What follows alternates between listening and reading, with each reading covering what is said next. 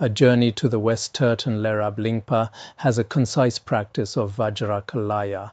I think I remember translating this before, but when I checked, it turned out it hadn't been translated. The English version has been around for a long time, and Westerners recite it quite often. I'll transmit this practice here because of the auspicious connection. Yesterday we revealed Terton Lerab Lingpa's treasure teaching, and anyone who sees, hears, or comes in contact with it will attain accomplishment and achieve the level of Vajrakumara. It's a very special teaching. When we first came to the academy, His Holiness had us recite this practice regularly to dispel obstacles in our practice. We recited it for a while, and just like Lama Jimmy said yesterday, I also recited it for some time, but lately I've let it slide. Perhaps I need to be more diligent. So I'll give the oral transmission of this Vajrakilaya practice here. 특덤 특기 프로젝트 지그소 도르제 프로빌 할라 샴서로 냠len 간지 냠본 도르제 추페 제르나 초덤 손자릉 본 바라바이 남케티르나 특바샤로 쪼코코르 샤르바 땅 스닝거치르도 꿈브라 샤 냥집자르비 담스그노 사창 남바 마연테 퐁보도제 담시치르 남브르시바 도르제 곰 반즈르컬라컬라 야홍 파드 산디근지 이시르그 응아니도 도르제 인가 장니도 응아니도 라뇨도르제 추고양래 라뇨도 응아뇨도르제 추고양래 바로 추모즈버 그이입도 더게 또 추니티와 메팔레 망거도르제 춤부르그 탕나가 시그니 퍼와트 코르로 겐데비 임당치 과르와 메르트람 바르비 hlong 랑숑 이시 거러 사르 홍도르제 조네 링존노 츠바도르제 춤도치 츠바도르제 퍼벨 이시 조어 츠버름 조도 um반즈르컬라야 소람 부그노맘 홍 파더 딱드 데베 츠버른 저 턴섬 초 속도를 감조를 샴 적섬 졸라 신지 라바 라미앙강 홍 나트 퍼라 즈바당 왕동고 즈 랑위셔 이시 조옥 식스 소라 이시 조옥 식대장 노연 겐지 속도르당 추부식제 침부르제 딱동 참마담바당 끌라야 이홍우르 소르 잔당관이 포니조 통미도만데지 라 응운세 찌르터 케블랑진 고목관인 저버름 조드 고관인 저버름 조드 서라 가르나 цаг자 반자 카허 성와 특히 퍼치그마 잡임 타르뜨긴 더임베 슈르번 던처르 가르던 남 디건 냠서 랑워름 조드 사마야 갸갸 테리갸 브레갸 산갸 자브갸 따더갸 가르던 렘초찬담 차브르쇼 화워 레로람베 카토 도르제단데 쇼스름 베루 셔프치레 딱브라 파바고 너님 통투 잔을 탐셔 화로 도르제존니 고모 Terton Lerab Lingpa, at a place in Kathok Monastery, relied on the handwriting of Vairochana and revealed this treasure. Those who see, hear, or come in contact with it may attain the level of Vajrakumara. That's this practice. I practiced it for a while initially, but recently I haven't been reciting it either. Now let me speak about something from A Journey to the West. Today, it's the 3 pieces of earnest advice. His Holiness finished teaching the merits of the way of the Bodhisattva yesterday, and today is the 3 pieces of earnest advice. 3 pieces of earnest advice. This time, due to the great efforts of some lamas serving as a bridge, we have been able to establish a closer connection, because at that time, many lamas of Tibetan Buddhism invited His Holiness to go there. Due to this connection, His Holiness said that all of us here have formed such a wonderful connection. For each person who forms a connection with the Dharma, there's an initial cause at the beginning. Personally, I'm especially grateful for such connections. For example, encountering the Dharma and meeting a good teacher depends on some kind of action or someone's introduction.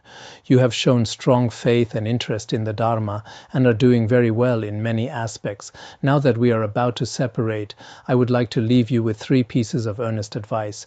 Because we're leaving on the 18th the next day, this should have been said on the last day, right? His Holiness stayed here the longest. You should be waiting for what comes comes next, like when we watch a worldly TV series and keep waiting for the next episode. Some people say watching this really touched them, while others say it didn't move them at all. Everyone has different capacities. Some say it's a bit too profound, while others prefer something deeper.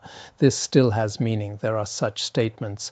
The first piece of advice is because all of you are followers of Buddhism, it is best to use the Dharma to benefit your families, friends, and whoever is connected with you.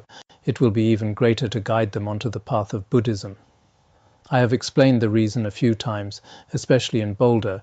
Maybe it wasn't discussed much here, but His Holiness explained it many times earlier.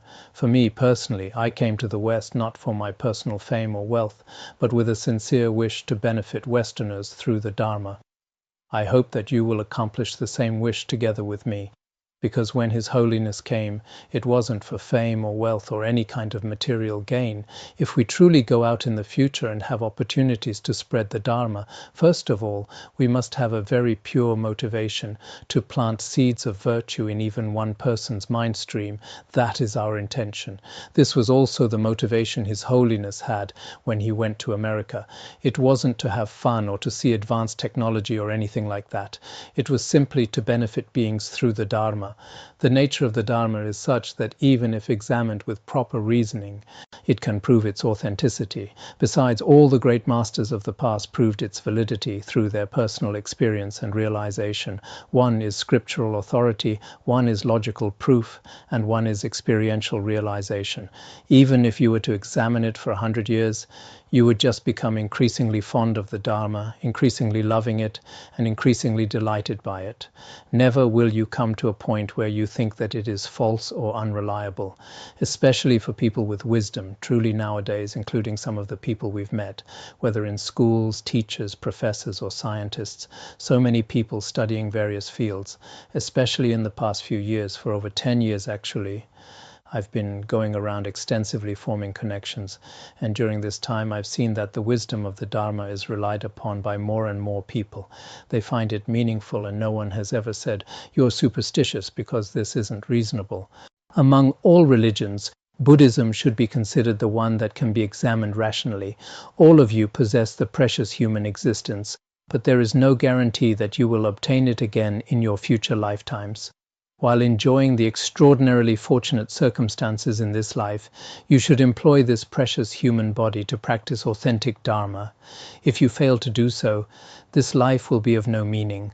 It will be like a body without a heart, or as if you went to a land of gold but returned empty-handed without taking even a couple ounces of gold. In that case, you would be laughed at by others for wasting such a valuable opportunity. It's truly difficult to obtain. For all of you here, in each day's teaching, at the very least you should gain some instructions, some harvest that becomes your own. This is very important. Contemplate it again and again and make it your own. This photo of His Holiness below. I recently found a clearer version of it, with His Holiness holding the Vajrakilaya. This photo is quite interesting. If you intend to traverse the correct path in this life, following the path of Buddhism is a perfect choice. When we say following the path of Buddhism, it is not enough to simply attend a refuge ceremony casually. You should constantly supplicate the Buddha, venerate the Guru and the Sangha, and have a strong conviction in the law of cause and effect, that positive actions lead to pleasure and negative actions lead to suffering. Only when you commit yourself to the three jewels like this will you become authentic Buddhist practitioners. In the first piece of advice, being a Buddhist practitioner means not only being one yourself, but also helping others become Buddhists. As for being a Buddhist, don't we have a saying, "A teacher for a day is a father for a lifetime"? What I discussed the day before yesterday is really quite meaningful. Once you become a Buddhist, no matter what happens to you, it's best not to abandon your faith during this lifetime. As for the teachers you rely on, whether they are qualified masters or not, you should regard them as you would your own parents. As for your Dharma friends, I'll emphasize again what happened yesterday. If you can remember this, perhaps it will be of some benefit to you. Some of you might not be like us in the Tibetan areas. It's not that Tibetans are better. Tibetans have this cultural background. From childhood, they have a Buddhist cultural background, so basically Buddhist concepts are infused in their blood and deeply rooted. Generally speaking, they don't easily transgress. They don't violate some basic common sense. But many of us have watched too many movies, perhaps a bit too much, so when it comes to the teacher-student relationship or relationships among Vajra siblings or one's relationship with the Dharma, people abandon them whenever they feel like it. This happens in the West too. Some individuals have conflicts. Of course, we can't divide things by ethnicity, country, or region. Each person's situation is different. But generally speaking, when many people change too quickly, it's quite shameful. So the analogy I thought of yesterday should be quite good. Except for extremely rare unfilial children, generally people don't disown their siblings, disown their parents, or disown their family members. This almost never happens in the world. And even if it does, it's not the fault of the parents. No matter how bad they might be, they're still your parents, they're still your siblings. You must have this understanding. As Buddhists, from now until we attain enlightenment in all future lives, our siblings in this life are only siblings in this life, not necessarily in the next. But for those who have generated bodhicitta and study Vajrayana life after life, like a lamp and its wick, we're never separated. This is the aspiration. If you don't even have this basic understanding, then studying Buddhism is truly quite pointless. Everyone really needs to understand this. If you grasp this principle, perhaps in the days ahead, it will be quite useful to you. This is the first piece of advice. Being a Buddhist practitioner. When we go out to spread the Dharma in the future, you can also, when you're about to leave a place, say, I'm leaving tomorrow, I'm leaving with some reluctance, but our teacher once gave us 3 pieces of advice. When he was leaving Napa Valley, he also gave 3 pieces of advice. I basically remember them, so let me repeat these 3 for you. First, be a good Buddhist practitioner. Second, cultivate loving kindness and compassion well. If all the conditions are in place. Third, practice Dzogchen well, or Madhyamaka. I'm leaving tomorrow, so please don't cry. If you can comfort others this way, it creates quite a touching scene. When His Holiness was leaving, actually His Holiness in many places, earlier at Rocky Mountain, when he was leaving, he also gave teachings. In Boulder as well, he gave teachings just before departing. When His Holiness left each Dharma center, he gave them particularly special teachings. Now, the second piece of advice. The very essence of Buddhism lies in loving kindness and compassion. In your daily life, you should exert every effort to cultivate loving kindness and compassion toward all sentient beings, wishing them to be free from suffering and attain happiness. Once these 2 great qualities of loving kindness and compassion have arisen in your mind stream, whatever virtuous wishes you have, whether worldly or transcendental, will be fulfilled without any obstacles. Ultimately, you will attain the omniscient state of Buddhahood. Being aware of these benefits, please contemplate and practice them repeatedly as much as you can. His Holiness didn't say here that you must generate bodhicitta or anything that lofty. Just cultivate loving kindness and compassion. This is the second piece of advice. The third piece of earnest advice. Please single-pointedly focus on the practice of the clear light great perfection. The reason that I emphasize this is that other teachings are more or less subject to decline, but generally speaking, the great perfection is flourishing now. This is a very auspicious time, and now is the right time for the Dzogchen teachings to guide and enlighten beings. In the case of the US in particular, other teachings are truly difficult to bring great benefit, but the one teaching that will definitely benefit everyone, it's Dzogchen. At least, His Holiness said, "This is what I believe." Americans are truly quite special. There was once a Khenpo, and I asked him, "Why have you been there so long? You studied so much at the academy. Why don't you teach Madhyamaka, epistemology, or Abhidharma Kosha?" He said, "No one will listen to epistemology. Not a single person. There's nothing I can do, so I can only teach Dzogchen. When teaching Dzogchen, no one wants to practice the preliminary practices, so I just start from primordial purity." I said, "Perhaps you're dealing with people of special capacity. There's nothing to be done." That's what he told me at the time. His Holiness also said, at least with Dzogchen, and people really love Dzogchen, not just Americans. I think Singaporeans also really like it. Bhutanese people really like it too.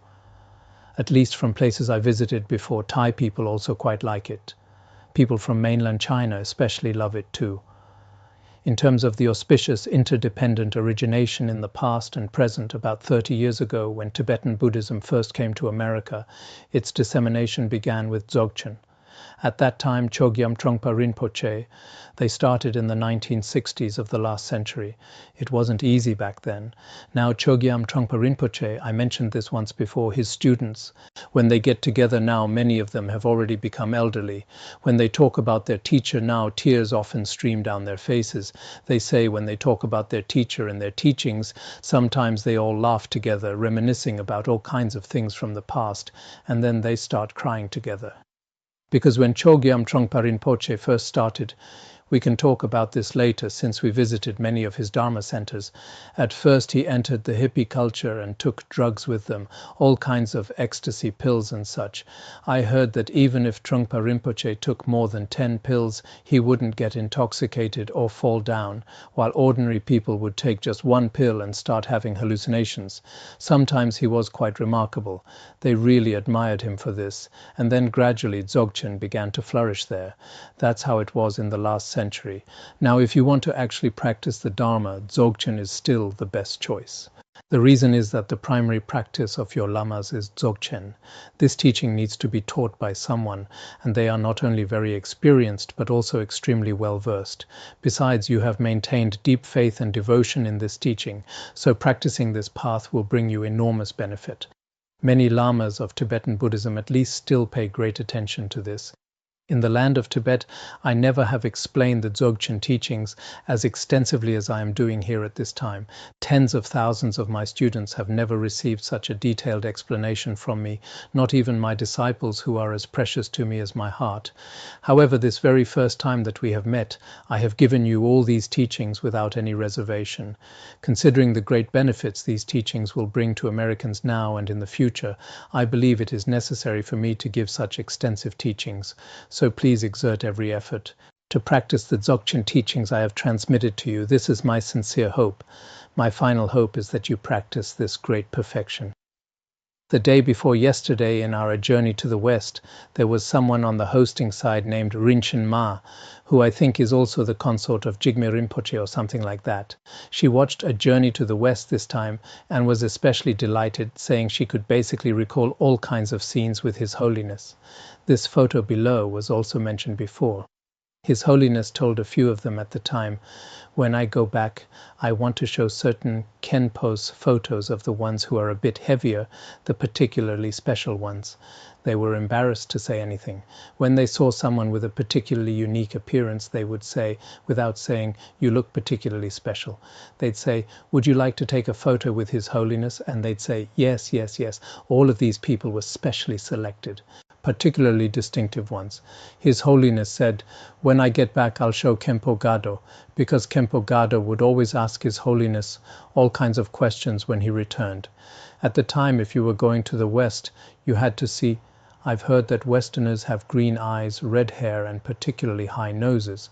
What are they actually like?" For Khenpo Gado and the others to see, His Holiness specifically took these photos. Then, unforgettable departure. Let me talk about this a bit more. Unforgettable departure.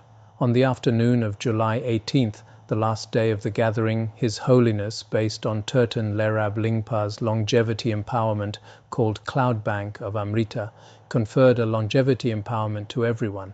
To celebrate the successful completion of this journey, His Holiness led everyone in a great tsok offering ceremony. During this time, the great masters presented precious mandalas and some large tormas, 5 American women, dressed in the costumes of the 5 classes of dakinis, wearing 5 Buddha crowns and colorful katas. In our dakini ritual, there's a specific practice requesting His Holiness not to go to the dakini Pure Land, but to remain in this world. There's a specific ritual for this. At that time, they performed this Vajra dance, praying for His Holiness's long life. At that time, Gyatro Rinpoche, the one with the white beard in the front, represented the 4 Dharma centers in expressing gratitude to His Holiness. He recited a long text at that time. When the tsok offering ceremony was over, amidst the reluctance of the crowd, His Holiness waved his hand and departed. Many people applauded with tears in their eyes, and the applause continued for a long time. Generally speaking, as everyone knows, Westerners tend to be rational and calm, not like people in some places who cry, shout, and jump when they're moved. Not like that. Westerners are quite reserved in this way. However, that day, they showed their feelings for His Holiness because he had given them the profound pith instructions and brought incredible benefit to them. So they were all particularly reluctant to part, feeling sad to leave His Holiness. The expressions on our faces at that time. I can still remember how many people were especially affected because we had already stayed for 10 days. Everyone had this opportunity every day, and finally these 10 days had come to an end. We were leaving the next day, and some people felt they might never see His Holiness again. The schedule in Napa Valley had been very tight. Every day, except for His Holiness's empowerments and teachings, the balance of the time was arranged for either Lama Mamso's empowerments or Khenpo Namdrol's and my guidance sessions and question and answer periods.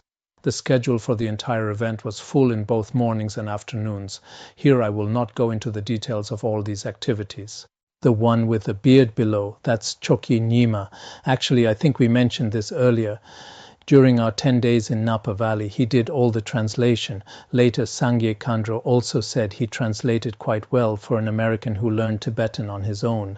He's a student of Gyattrul Rinpoche, and he's quite good. For me, being able to accompany my teacher overseas to experience various customs and cultures was truly a blessing. On top of that, what else could I receive?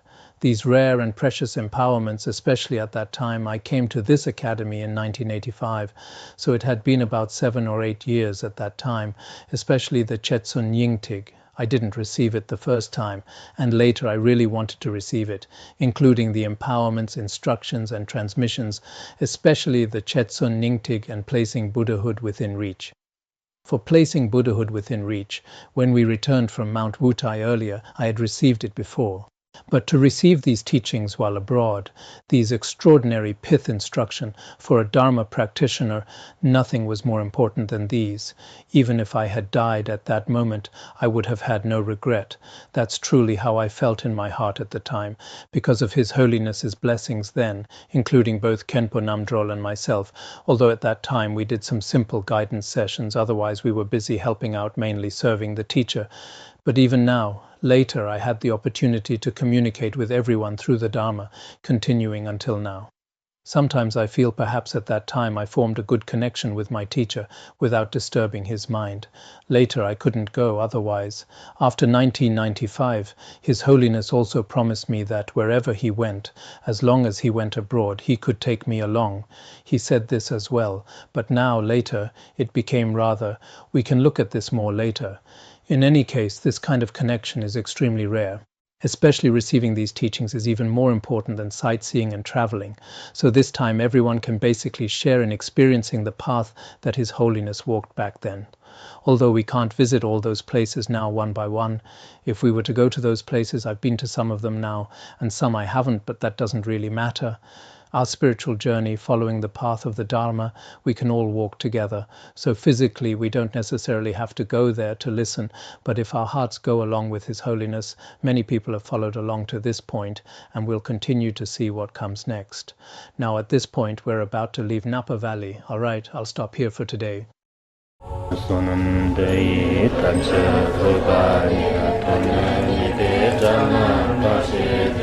Jirgana jirano chupai, chupun solen droa droa bandara badna asadar bandara badna asadar bandara badna asadar